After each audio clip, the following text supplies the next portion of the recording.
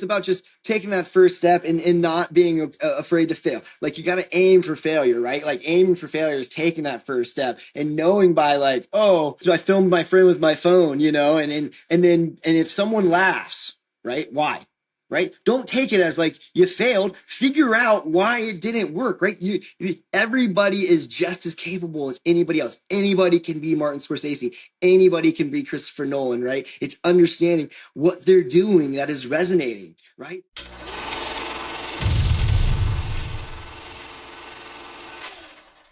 All right, Joel Cocciolone, welcome to Produce Your Passion. Thanks for having me, brother. It's always a pleasure. As I was telling you in the green room, if you will, even when I first was birthing this concept, you are definitely one of those individuals that popped in my head. I appreciate it, brother. I really do appreciate it. Because you are someone who produces their passions to the fullest. You live, you breathe it. So I really appreciate you being able to share your knowledge with us today on the program. Like I said, thanks for having me. It's I always enjoy talking with you, and thank you for the kind words, of course. Absolutely. So let's just get right into it. For people that don't know you, who are you? What do you do? Oh man, I'm Joel. I'm a writer, director, actor. I'm an artist. I'm a teacher. Uh, Sorry, one second. River. I'm a dog dad. I'm a disaster response director. I just kind of a little bit of everything. Of utilitarian, functional tech inventor. You just kind of have my hands in a lot of creative fields. I have a penchant for being inquisitive about just everything. So I tend to follow that inquisitive nature into a lot of different endeavors. The Leonardo da Vinci of Los Angeles, if you will. Thanks. That's a heavy one to put on the shoulders, but I'm trying to live up to it. I'm trying my hardest. Yeah, well, you got the notebooks. You got, but then we'll get into that, I'm sure. Got Oh, it right right there. before me. Yeah. Yeah. So let's just begin with what is your produce your passion story? And I know in your case, it's plural passions. Yeah. So if you just want to talk, you don't have to talk about all of them, but maybe some of the more notable ones to you, or in general, like what are the passions that you produce, and like what inspired you to take action when you had these ideas of these passions? What made it all come together? Oh, sure. So really, well, what I my main goal in life is just to kind of to be of assistance to help as many as I can in the best way that I can with who I am. And I think that there's different stages to that as I grow as a human, and I think that right now, uh, I believe that film. And has been for the past 15 years of my life, is really my main passion as a writer, director, and actor. That's kind of where I put most of my energy. It's one of the biggest outlets. It's an area that we can promote and provoke thought instead of kind of telling people how to think. As a painter, it allows me to make my paintings move. I paint in like kind of interpretive manners and abstract, so I can kind of put more context and real story behind those feelings instead of just eliciting emotions, and really kind of telling a story. So I would say that the passion that I'm really mostly focused on is film. Especially right now, I'm gearing up to shoot my first feature. So pretty much I'm head deep in just in everything film right now. Yeah, no, I'm excited to talk more about that. And what is it? Did it happen from an early age for you, as far as you? Because I'm sure, for a long time, you've creativity you've had no shortage of, and ideas and things like that. What can you maybe pinpoint a certain point where you're just like, you know what, I'm going to actually do these things that are in my head? Yeah, well, really, it's just kind of been about the journey. I I have a highly intelligent mom that's a art professor, or she's now retired, but she's a brilliant woman, taught, from elementary to college level, for 40 years. My dad is a highly intelligent individual, even though that he's now suffering from, various mental illnesses. But they were always go-getters. And my sister as well, I have an older sister, and I come from a sports background where you kind of you get out of it what you put in. And so I learned kind of right away, if you have that kind of go get it attitude and do the mental and educational work within that field or sport or idea, that you can succeed. And I'll tell you that one thing that I always kind of leaned on is this concept of oh, the odds are stacked against you. It's one in a billion to play, you know um, a professional sport, or to make it in the industry. And I played three professional sports, at one time. And because I never really believed in the sense of like, there's odds to this, right? Like, oh, you and a zillion people, but there's no single solitary thumbprint that's the same, right? We're all so vastly different for so many reasons. We all have such complex personalities with complex looks that either match or don't match our personalities. We're just these incredibly unique things. So my individual path is going to be completely different than anyone else's, and I'm going to bring a different skill set to what I'm doing than anyone else. So really, there is no odds against me. There is no. I'm not in really competition with anyone other than myself. To do the work. To follow the kind of the standard blueprint of the success and whatever you're working on, or working in. You if you put that work in, I believe that you'll undoubtedly, find the next step. I don't really think that you get to this place that you have obtained some level of success and accomplishment, and I'm like, oh, I've made it. You're really just learning for the next great risk that you're going to take with this knowledge that you've been fortunate to obtain with each step. uh, and then with that knowledge, you give back. And then we're all just trying to talk to each other in different ways. And one of the ways that I choose is via the language of cinema, and or just art in general. So to say a lot, but so when I was young, um, I don't know. I was just aware, and fortunate that my father always instilled in me that consideration is the highest form of intelligence. Consideration breeds empathy, and empathy breeds different perspective, and different perspective allows you to be relatable, and to be relatable is true wealth. And I just found that to be true every year that I got older. So when I was young, my mom, even being an artist, never really kind of like forced me to do art. She just kind of let it kind of cultivate on its own. And I found that could um, give a unique perspective on your reality that you might not be able to put into words, because I'm not always the best at speaking to somebody, or to a group, or conveying my idea verbally. It's because I see them in my head. I'm somebody that has autism spectrum disorder, so I spend a lot of time visualizing within my own space.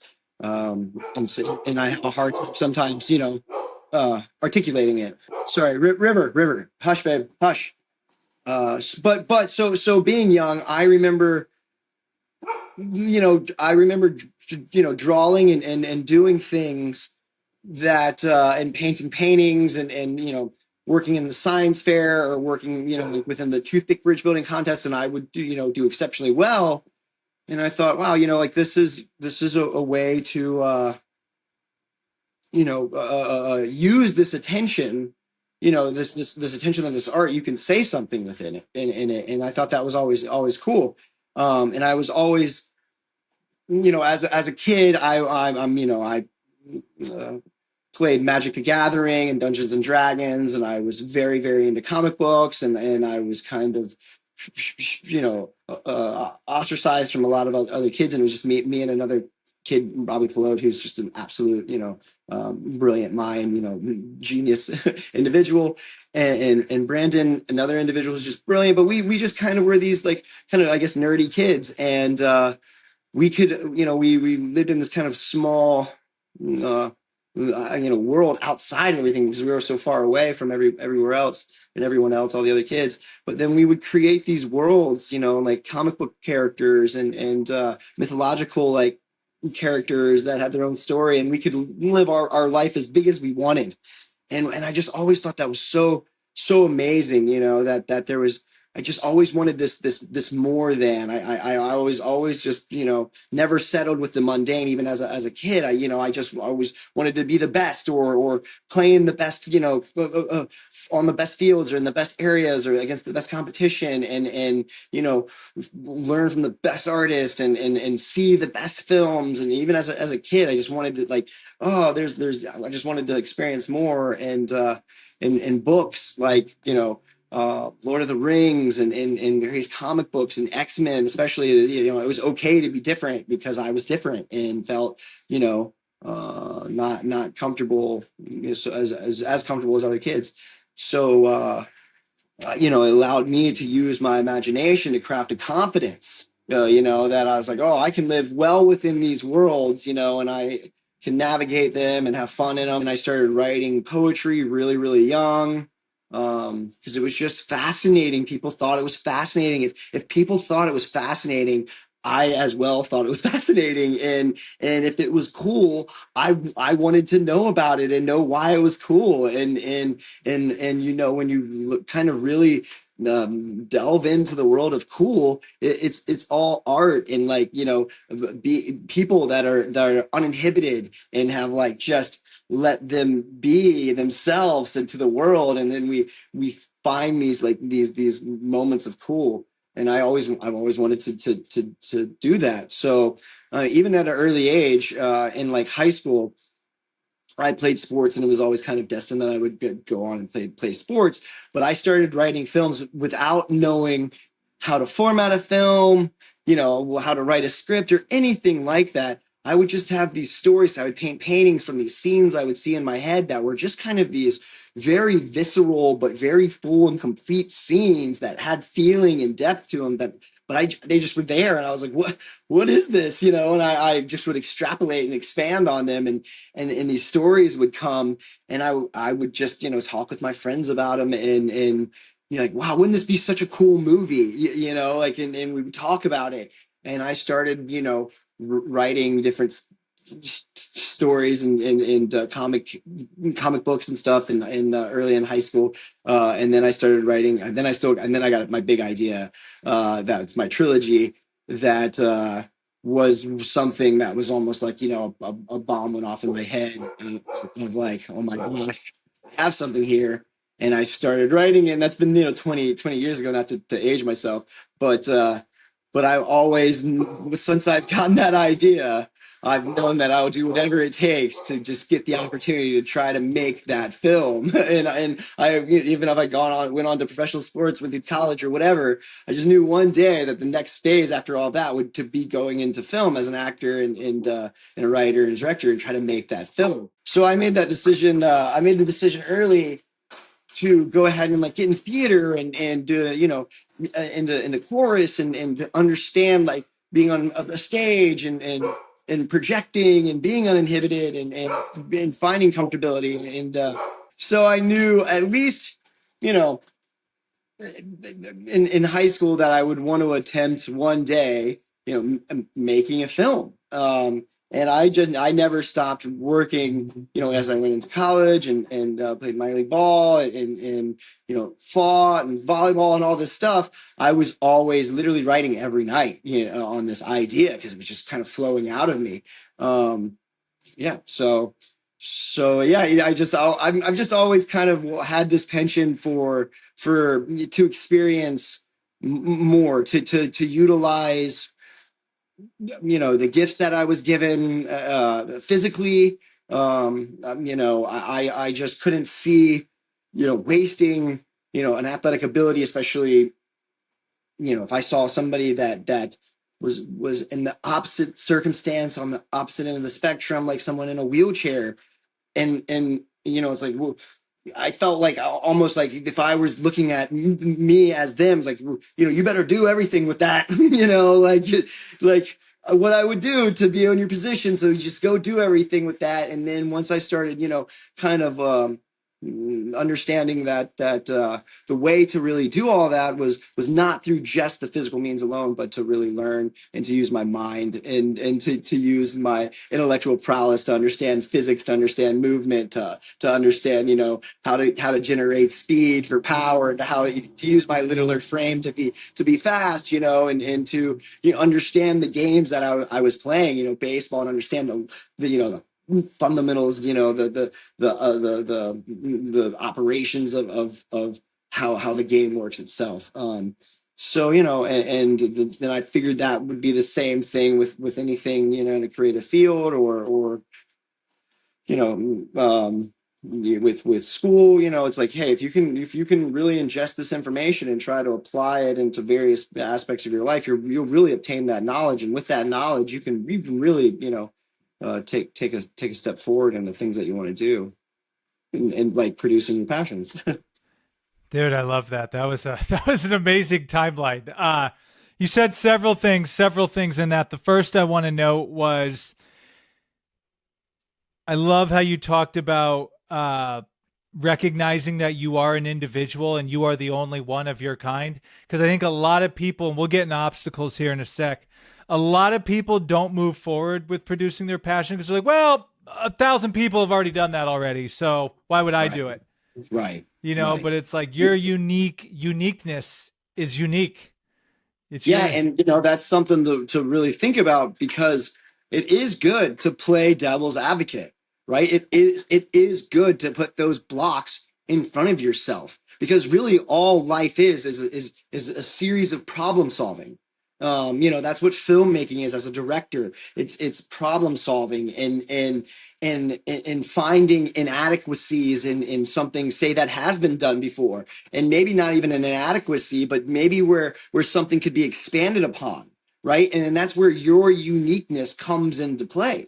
And I think that if you're not striving to get over that particular hump or hurdle when you're going into making a piece of art, especially a film, if you're not trying to bring something new that's memorable, or paradigm shifting, or inspiring, or unseen, or untested, why are you doing it?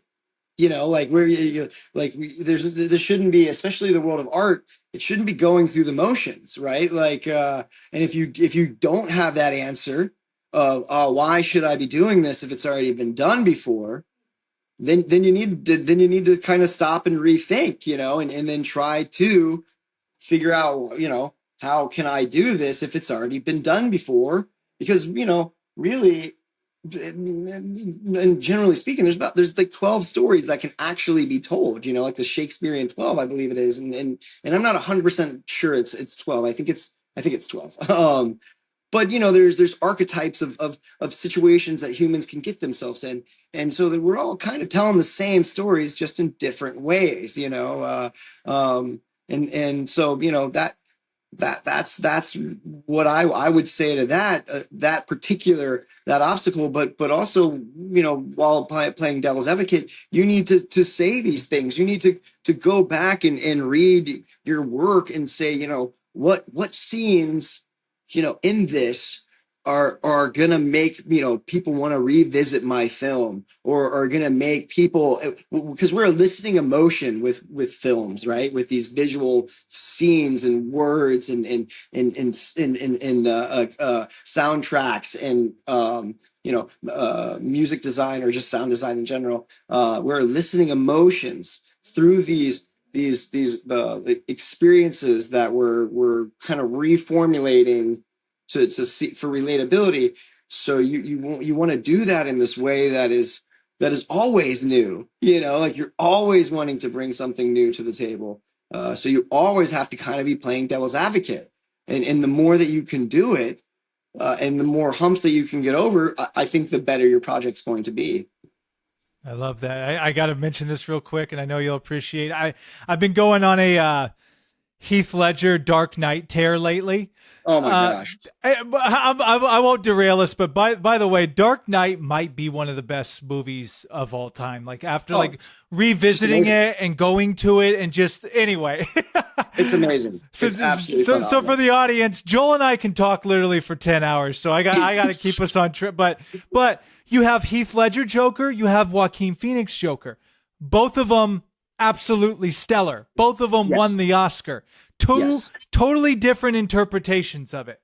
Exactly. And so to your point of like, yeah, like people that are like, well, people have already done that. Well, that's their perception, perspective, whatever you want to call it. You can put your spin on it too. So I'll Exactly. lead, yeah, I'll lead into so obstacles when producing your passion. I like to say, you know, there's many, but three of the main categories: financial, mental, emotional. And I thought maybe you could dive into whatever you want on that, but I know you in particular when it comes to films. I mean, you're a master at, all right, this is my film budget. We are going to make this work with what we got. Here's how we're going to do it. Could you unpack maybe that a little bit, and then whatever obstacles that you've encountered whenever you're producing your passions and how you overcame it? Of course, of course. So actually, you know, how I've actually thought about film, you know, in the years that I've been making them, is really not like, you know, oh, I have this much money, I'm going to make this film, and this is how I'm going to make it with this much money.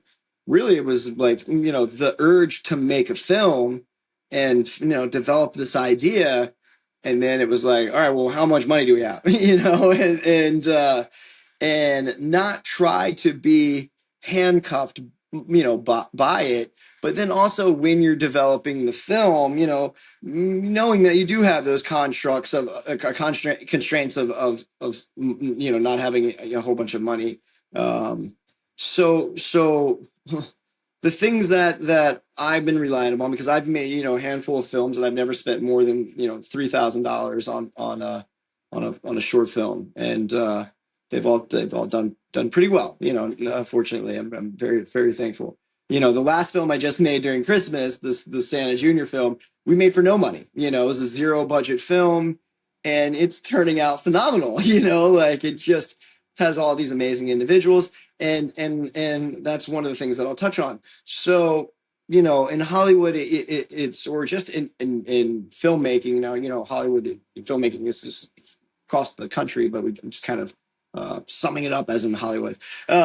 It's really about kind of the individuals and people that you meet along the way. You know, like they say, it's not what you know, it's who you know, and that is very, very, very true.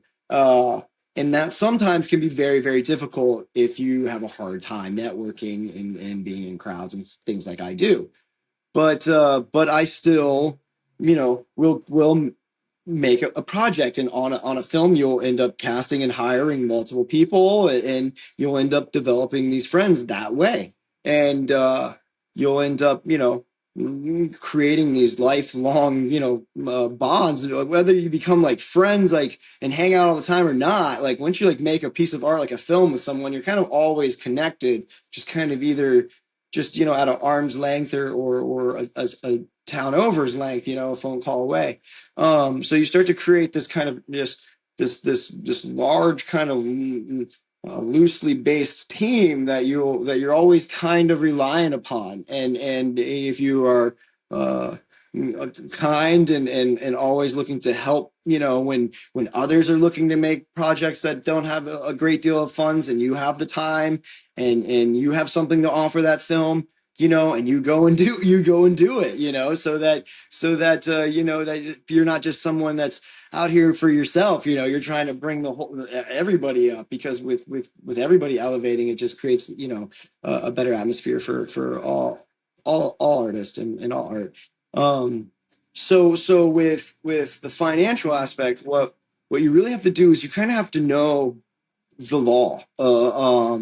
Really helps you out. Knowing, where you can film, how many people you can film with, can you get away with being a student film crew? You make sure you try to have a student with a student ID, like always there with your crew, even just hanging out. Knowing that there's laws that allow for short films and student filmmakers and families can film while they're out and doing activities and just kind of knowing your rights and knowing knowing what can get you in trouble and how to talk and always stay respectful and that um if you're going to be guerrilla filming that you're gonna want to know all these laws, so it's very worth researching and doing a bit of reading, and then always being very very upfront with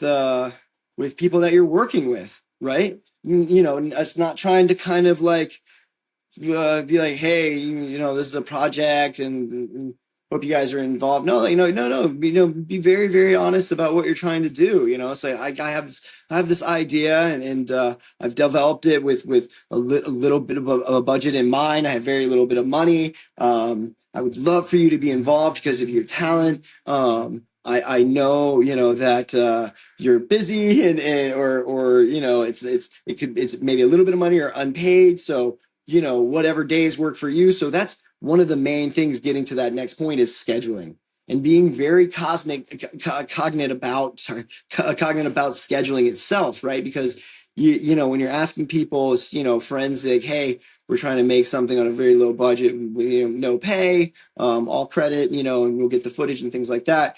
But you also want to know that, okay, you can't like, all right, we're shooting these 4 days, you know that's a lot of times that's not going to work, because if you really want that actor, you might have them for one of those days within that four, so you gotta really work on scheduling, and I think that the best film school is to really, I think Quentin Tarantino said this, is to make a film, whether it be a short film or a feature film, with no money, and because you can't rely on, every film that I've made, I haven't had a producer or a casting agent or a casting director or no line producer, anything. I've had to kind of do all of those things myself because I wasn't able to pay somebody, and really, you have to kind of consider various things, right? Like, sure, maybe I could have, asked somebody to come on board and have done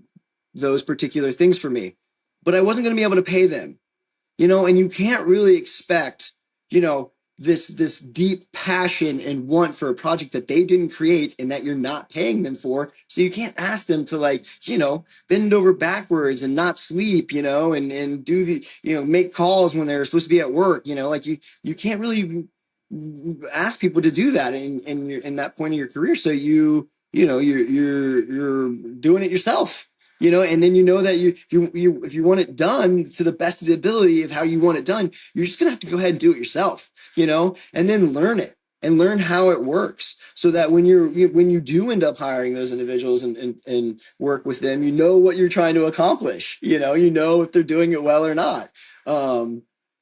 So yeah, so it's really just about respect of all the other artists, because you're not going to make it on your own, and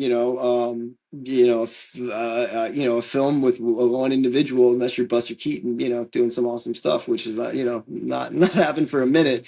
You're going to be making film with people, so you really just kind of want to have a great deal of respect and understanding and consideration for them, what they're doing in life, and knowing that you're not being able to provide them with all the money in the world, so you want to tell them, hey, thank you, and we'll be really, aware of your schedule and trying to work it out, and if something comes up, okay, cool. Like, it's cool. Like, I'm shooting Santa Jr. and this is during Christmas, and I have, one of the most famous Santas there is, so we're filming, and he's like, hey man, if I get called that I got to go, do a thing, be Santa in a commercial or something, like I got to jam. And I'm like, yeah, dude, of course you do. And that happens. So we just have to, you have to do workarounds. You have to kind of always be prepared. And then instead of looking at these workarounds like something that could be of a negative nature, you got to look at it like, oh, it's going to allow me to go down a new corridor, and within that new corridor, inevitably is going to be new doors of possible creative of blossoms, of new ideas that were like, oh my gosh, like this weight, or filling this time with another scene, you know what I mean, like you just never stop thinking to be efficient as you could possibly be with that time, and then not let it be a burden, right? The moment that you know there's a saying that if you want to make God laugh, you tell him your plans, right? So you can have an idea of what you want to accomplish and how you want to accomplish it, but you have to be malleable, baby. Like that's why they say consideration is the highest form of intelligence. That's why we take chess as kind of a weighing of intelligence. It's how many possibilities can we think through that could possibly happen. And so you're not freaking out when the one plan that you have has fallen, by the wayside. You have to be like, oh well, we're just going to plan B, and then plan C and plan D. And you don't have these plans just in place. You just have a strong team and understanding of what you're trying to accomplish. And then you reformat and adapt. It's always adapt. And then enjoy that adaptation, you know what I mean? Because something amazing could come out of it. And I'll give you a great example of that. So I've been wanting to make a Christmas film for a long time, and because really, if you can kind of find a new Christmas idea, it's like a Christmas song. If you make a Christmas song that lands, but you're established. There's like 10 Christmas songs, you know what I mean? Like that are the Christmas songs. So the same thing with like a Christmas movie. If you really make an original idea, it's really cool. So I've always been wanting, to do that. But every year I've started ideas, and they just didn't really, they weren't wow enough, or original enough. And then finally I got one, and it was just kind of this last minute thing. It was during Christmas. I had this big beard. One of my students was calling me Santa Claus. Um, but then they was like, yeah, but you like Santa's son. And I was like, boom, I had this idea. I was like, oh my God, dude, no one's done anything about Santa's son, like, and I have kind of longer, shaggy hair and this big beard. And so I was like, I'm going to shoot this. I love shooting impromptu films. As you know, I like just getting together with friends, like having a catch. Like, you guys want to go play, like do what, like this is playing, like you just want to go have fun and play characters and film it, like, and it doesn't have to cost some money to go play, to play dress up and make pretend, shit, we have camera phones that are shooting 6K. I mean, geez. So, and I like to find those people and work with those people, that are like, oh yeah, let's go do this, I got time. And I knew that, it was Christmas. So, people are either here or gone. And as you know, LA kind of turns into a ghost town during Christmas. Everybody kind of goes back home. And I was like, oh, I'll reach out to whoever's around. I have this cool idea. And I really believe the idea is pretty cool. So I think they'll think it's cool and they'll maybe want to do it. And essentially it's a simple concept of Santa's deadbeat son, has got to save Christmas. And I really enjoyed the idea. I put on a ton of weight to have this big belly, just was drinking melted ice cream, and stuffing my face with cookies. We got up to like 220 pounds. And and then I was like, all right, I'm gonna start, making some calls, because then it was like, all right, formulate the story. You got a beginning, middle, and end, and it's got to be interesting, and you got to have some of a twist. Bookend it. Like it. That's a whole different. It's a whole different podcast about how to make a film. But so I got the idea, and then I just started calling people, and put out feelers. But one was right to you. One of the first ones was right to you. Like, hey, I got this idea. I want to make, and people were either in town or not. And I was so lucky. I was getting some of the, famous actors, the best, one of the best stuntmen in the world to come like do the choreography. They're all green, and I'm getting excited and, starting to cast everybody and schedule it out for like a 3 day, shoot kind of thing. And then I break my ribs. I fall doing some work in this place that I'm building, and break two ribs and puncture a lung. And I'm in the hospital, and I don't want to like tell anybody that this has happened because I don't want to abandon this film that I've already done all this work for, because it's gonna be fun and I've already done a ton of work for it. And I was like, and I think I can still figure it out, right? It's like, okay, well, there was it had a lot to do with like kind of cool physicality where like Santa has his helper and he's badass, and people beat him up, and then it's just a lot of physical stuff that happens. And so I was like, well, I can't do that, but we'll figure it out. So if initially I start like, okay, well, someone else is just going to have to play Santa's son.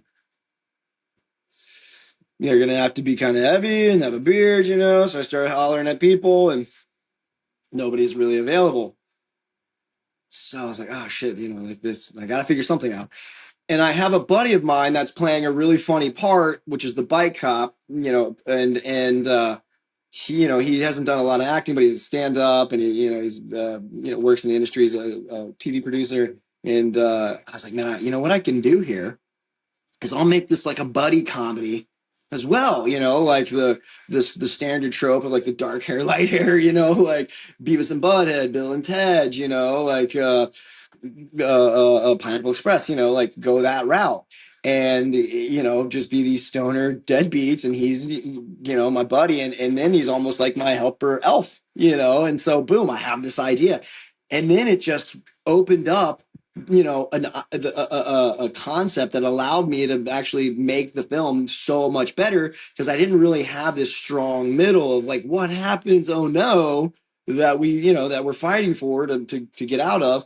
And by hiring him, it allowed me to be like, oh well, he ends up leaving, and I'm screwed, and then he comes back and saves the day, and it just allowed the film to actually then have this substance middle that then we could figure out this even stronger end. So it ended up, working out great. And then he comes in and just absolutely kills it. His parts are like laugh out loud, hilarious. And so the film is turning out even better than I expected. I have an amazing editor working on it that just blew my mind. I was able to score this editor. And so I'm excited that's going to be another accomplished passion, that just, and we all had an absolute blast, and I really believe that this is a original Christmas idea that deserved to be made into a feature film, and if it did, it would and did right, it would I believe do well because it's funny. I love that, and I love how you're talking about, first of all, bringing the creative tribe together, if you will, and being able to adapt, like being able to say, okay, we thought it was going to go this way, things have changed. How do we, what do we do? How do we make it work? And Yeah. I'll speak to that a little bit more. Like, I've been here for, over 10 years, and I've started off with people that, I've found that creative tribe, and would build a little bit of a team, and then life would happen. And, LA is a very difficult place for a lot of people to live. And pretty much everybody that I've begun with is gone. It literally it's just you and me. That's really just it. And this is, I'm talking, dozens of people. And I, even myself, yeah, I started out as just the actor in like a group, and it was just kind of a little bit, which the kind of still the film school idea would be too much for short films, and me and a particular DP were like, we could do this, on our own with a lot less, and that was L. And me and Elle, and Elle is a little genius filmmaker, director, DP, as you know. But then, Elle is a proud trans, and I'm extremely proud of her. I believe that's who she really is, and has found happiness since she's transitioned. And I'm a strong supporters. I save the dolls. protect the dolls.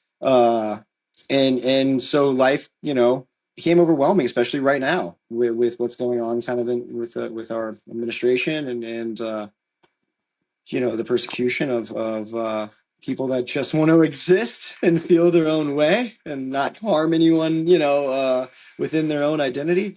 I can't think of anything, more trivial than having animosity towards someone wanting to feel, happiness within themselves. The smallest, most marginalized group of people. So she has now become a very large part of that community at the LGBT community center, and is an advocate of their rights. And so her life just took a path that was more meaningful to her, and in fact I think more meaningful for all of us. And so I lost her as a DP, but that didn't like stop me. It's like, okay, well, I'm so proud of her. I'm not gonna quit. Doing what I'm doing. I have to, make other things and work with other people and see if we mesh or work well or whatever. And so I've always done that. So a lot of times when you'll see that I just make things, it's because I want to try making things with people and see how they do or see how I do with them, and you can see if there's a dance to be had, and if we can make magic, and I think that you do that by doing, right. So you do that by not, it's not a conversation or looking at each other's Instagrams or reels, like, yeah, sure, that does help, and that's undoubtedly a tool to be used to vet somebody, especially if you have creative interests. But really, you got to get out there and do things, and for yourself, you're only practicing every time.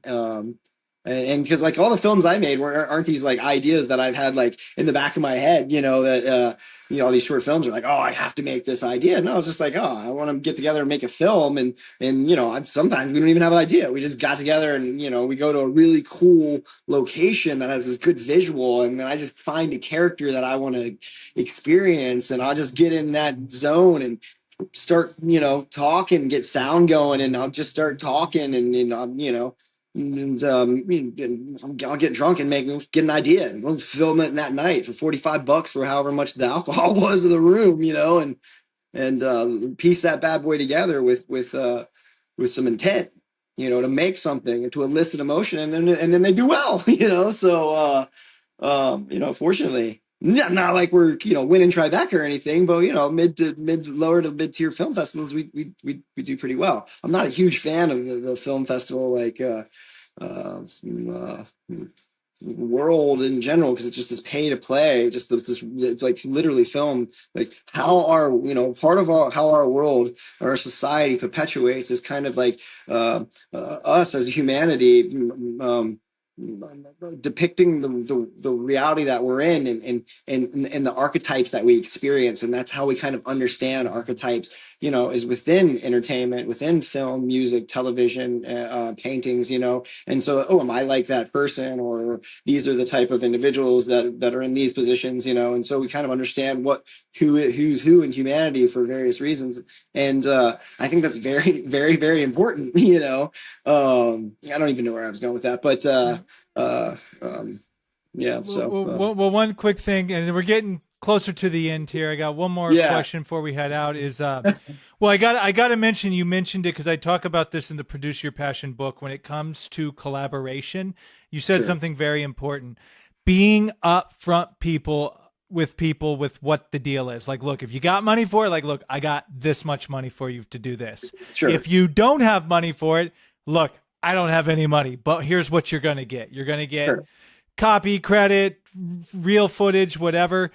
Where it gets murky and gray and unethical to a certain degree is when people are like, oh, well, I think we're going to have some funding for this. Just, yeah, go ahead and do it. And, yeah, yeah. That's so not I that's appreciate not you. cool. Yeah, just respecting people's time. And look, there's a way to work together without money. There is.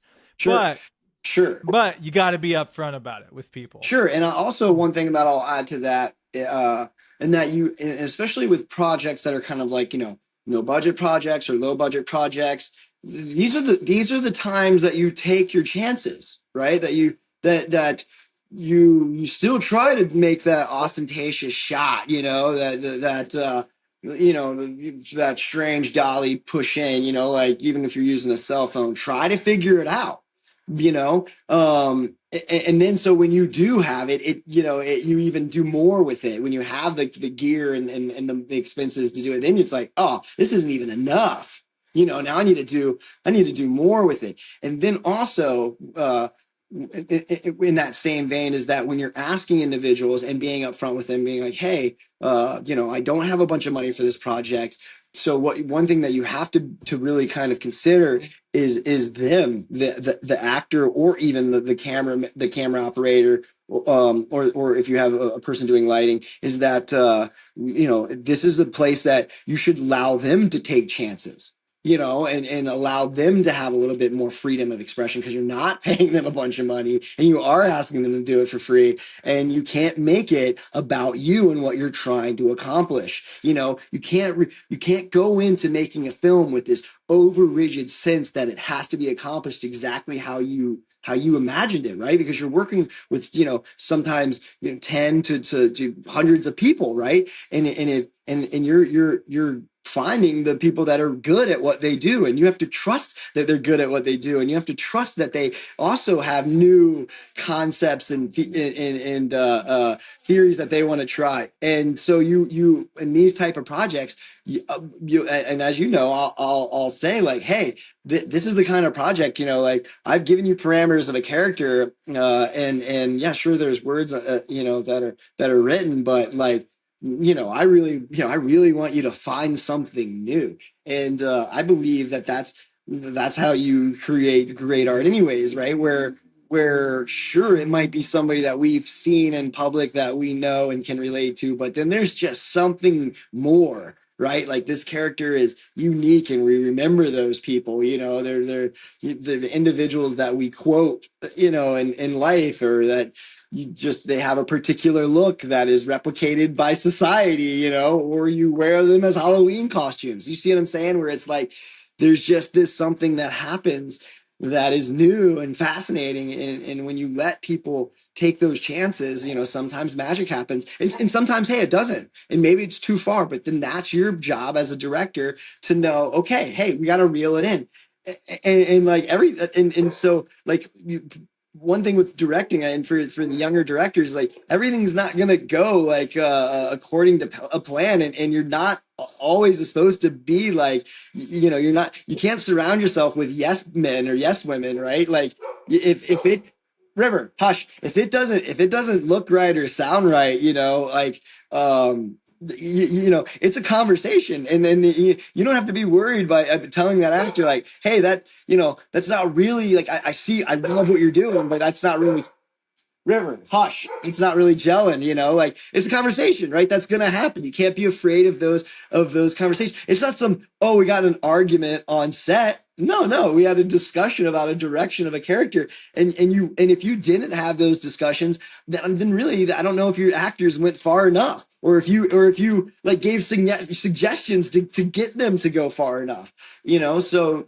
especially, I'm always going to be a huge advocate of getting out there and just making things with no money, and without the anger of no money, and enjoying it. But just that's your playground. That's when you learn, and really just take chances. And then again, that then helps you in the editing room, to where, if you're not, sorry, I'm sweating all over the Very place here. good. If you're not an editor, or you have an editor, you work together and you figure out, oh man, like I'm sorry, we really went a little wild here, so continuity might be a little wild. So what do you think we should do here? It's you just it's always allowing you to take new steps and learn. So don't be afraid to take the chances. I love that, man. And dude, you've given us so much. This has been a masterclass in indie filmmaking. I so Thanks. I before we do the closeout question in a few minutes, what advice would you have to that person listening or watching to this? Like, man, I want to do what he does, but I don't know, for whatever reason they're hesitating. And the other group, the people that are doing it, but like, man, I don't know if I can do this anymore. What advice do you have for those people that want to produce their passion and or are already producing their passion? Oh man, so two really really pointed questions. I'll try to sum up really quickly because I know we're here at the end. Okay, so somebody that's looking to do it and afraid to getting into it. Look, it's really just like everything. It's taking the first step and then trying to learn as much as you can about it with the resources that are out there to learn about it. And now, and now there's more than ever. But really just taking that first chance and really throwing, caution to the wind and being uninhibited. And I'll tell you, man, that's Jim Carrey is going to be someone that is my hero, my idol. And he said one thing that will stay with me for my entire life to allow me to just keep forging through is that he said, we know why people love me. And he's like, because I'm uninhibited. And he's like, people just want to be uninhibited. And it's so hard that they just come and watch me be, and they can just live through that. And he's like, once I found out that I could smile and make a funny, crazy face and not be handsome, but girls still found me attractive and interesting, like he's like that what am I doing here? Like, well, just be goofy, feel what you feel, and don't like embarrassment. Like, if you're not hurting anybody or being mean or malicious, like, dude, just have fun, right? And then that's the key of being an actor. You have to know that at the end of the day, you're playing, and you really believe like you were a kid in a field or playing as a knight or playing as Wolverine. Like you have to really just believe it. And who gives a shit if someone giggles or laughs at you? Like, man, I came from Florida where, if and I'm kind of a more gruff male archetype type athlete type guy. So if you're in plays or an actor or saying you were softy fruity, and that, and hey, I thought that was cool, but I guess it's not, back then, and then find out it really is cool. It's the coolest, honestly. And so really, it's so sorry. It's about just taking that first step and not being afraid to fail. Like you got to aim for failure, right? Like aiming for failure is taking that first step and knowing by like, oh, like I filmed my friend with my phone, and if someone laughs, right? Why? Right? Don't take it as like you failed. Figure out why it didn't work, right? Everybody is just as capable as anybody else. Anybody can be Martin Scorsese. Anybody can be Christopher Nolan, right? It's understanding what they're doing that is resonating, right? Like, okay, I filmed my friend with my phone, and it was the first thing we ever did, and it didn't look anything like a movie. Why? Oh, because there was no lighting. You were casting a shadow. I was way too close. Oh, I'm starting to see these things, right? That doesn't mean you failed. That means you've tried and you've knocked one thing out, man. Like Edison said, it's like I didn't figure out how to make the light bulb. I figured out 118 different ways how to not make the light bulb, so yeah, it's just take that very first step, and then once you take that very first step, it's gonna be, especially if it's within you, you're gonna have this wanting to do it more, because it's also, art is a way that we, us creatives or bound up inside our mind. It's how we talk to people, and then once you start to finally talk, as you'll find confidence in your in living, and enjoy it a little bit more, because life's hard, so if you're doing the things that you enjoy, even if you're just doing the first step, it's going to make life a little bit easier. So, and then and for the people doing it, man, that's the one that I really want to, I'm going to try to be quick with it, but this is one of the most important ones, especially right now, because you'll hear a lot of grumblings. You'll see it online that it's like, oh, film's dead, and it's everybody's moving out of Hollywood, and it's art can never die, right? Art is energy. It can never go away. It's literally how we've documented our humanities, its history is through art. So it's only going to evolve and adapt to the ever changing societies that we live in, with the new things that we're presented with, right? So we're actually, in my opinion, barreling rapidly into the golden age of art. And the reason why I say that is because we've had, kind of this 100-year study of what works with or what doesn't work within the world of art. We've seen that like okay, now we're seeing that kind of our administration or the political realm is kind of persecuting art and film and that kind of world as a whole, because really our artists are, a lot of us are dreamers in the LGBT community and women and people of minorities that have stories to tell because they grew up in diverse poverty stricken areas that and succeeded, so they have stories. Like, so that's a lot of what our industry is, and right now it's kind of, in my opinion, being tacked by an uber conservative sense of insular life, family first. And just to say something about that, both are needed. Okay, like the insular concept of family first, and the left side, like liberal side of like, us and experience, and that's all needed, right? Because we need the families and the farmers and things like that. But to know that okay, so we know that what happened, right? It's not some complex thing. We see that there, these strong groups that have kind of faced shit have fought through the shit to kind of get to the top of these artistic fields, especially like film and things like that. And great for them. It's awesome. But what happens then is, because you fought through all of that, you have a strong sense of individual ideology. And then what happens then, a lot of like the people at the top, like our producers and people that run studios and things like that, are kind of picking projects that have a lot to do with their own individual ideology. And that's cool, right? But what happens is it becomes kind of a niche project, and kind of to a smaller group, like kind of by a group for a group, and you create an echo chamber.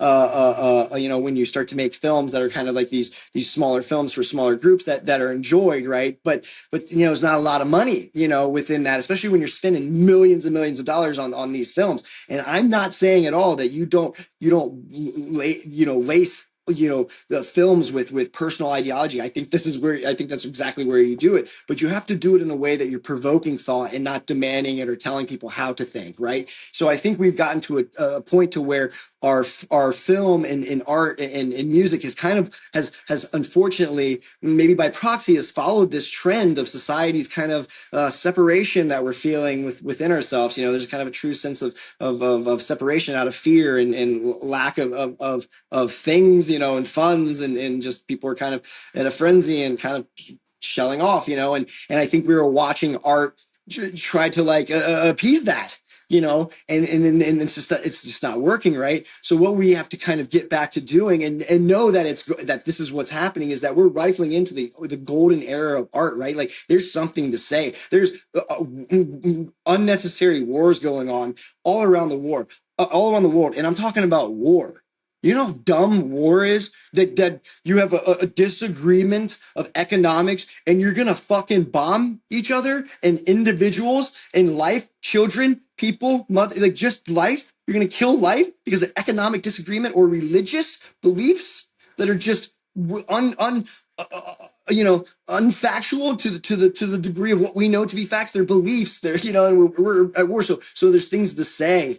Artists and musicians have things to say now. Like there's so much new happening that we're watching AI. We take a stance. But okay, but that's not human nature, right? Like, it's never going to understand love and the complexity of love and the Kansas City Shuffle. Here, watch this hand where I hit you in the face with my right. Like that, no computer's going to figure that shit out. So right now it might, but what I'm saying is this is the golden era of art, right? Because you have to make films or art that resonates with everyone, and you can have your own, stop, River. You can have your own ideologies within that, but it has to be something that allows both sides. I hate to say that because I think the side thing is so stupid, but allows everyone, a more total audience to enjoy your art, right? And I would just say that don't be don't feel distraught in that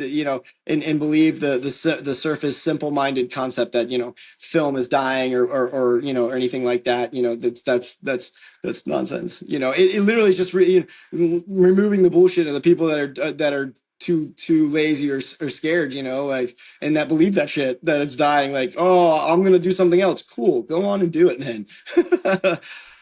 I love it, dude. Well, Joel, thank you so much for all of this. This was incredible. I know we can talk for 10 hours. We'll have to do Yeah, this yeah. again. Sorry, man.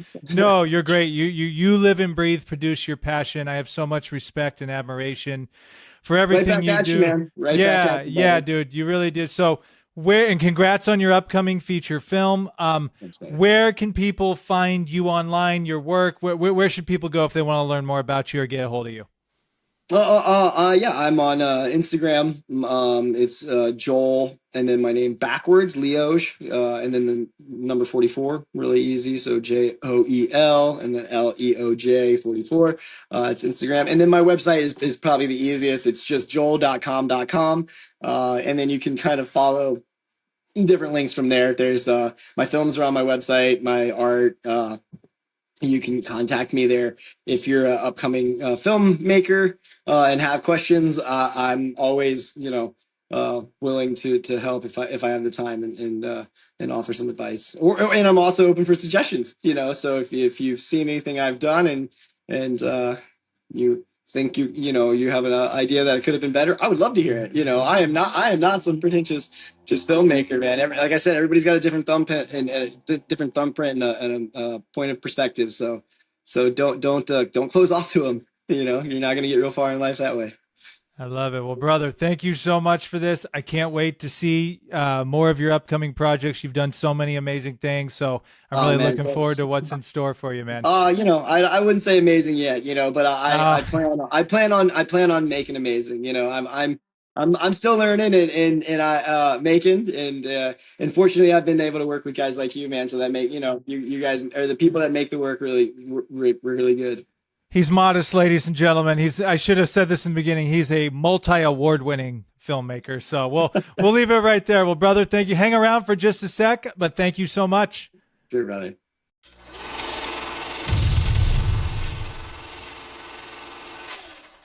Thank you for tuning in. To learn more, go to produceyourpassion.com.